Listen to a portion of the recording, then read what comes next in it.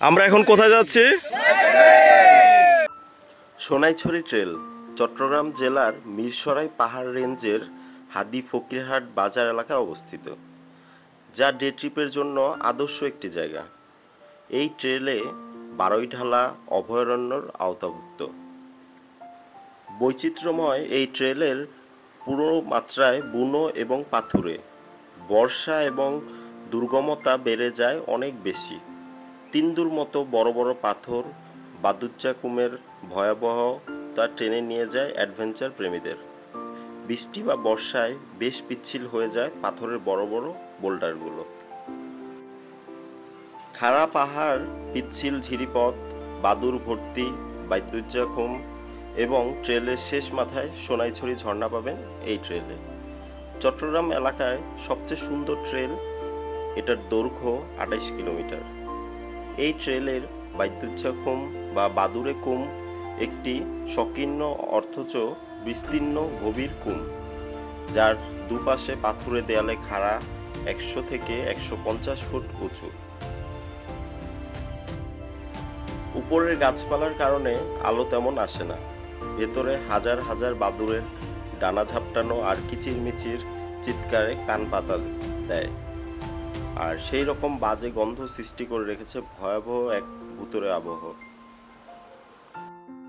সোনাইছড়ি নিয়ে অনেকে অনেক ধরনের মন্তব্য করেন, বা অনেকে অনেক কিছু ভিতরে দেখতে পেয়েছেন বলে বা ভুতুড়ে।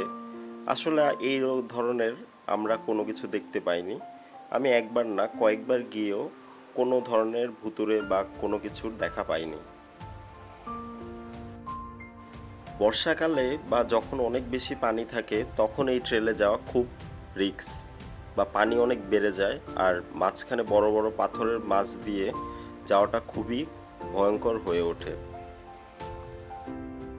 তাই সোনাইছড়ি গেলে চেষ্টা করবেন বৃষ্টির পূর্বে, অর্থাৎ বর্ষাকালের পূর্বেই জানুয়ারি থেকে মার্চের মধ্যে যাওয়ার জন্য।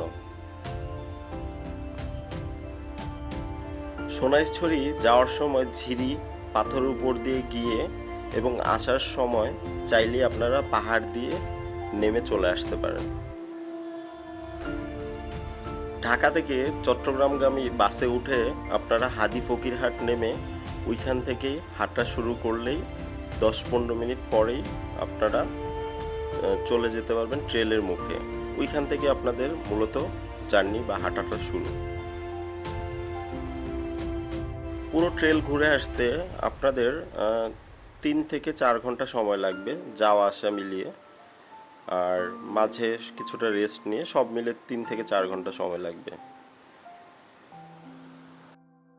সোনাইছড়ি গেলে অবশ্যই ট্রেকিং জুতা নিয়ে যাবেন এবং পাথরে পাড়া দেওয়ার পূর্বেই অবশ্যই লক্ষ্য করে খেয়াল করে দেখে তারপর পাড়া দিবেন।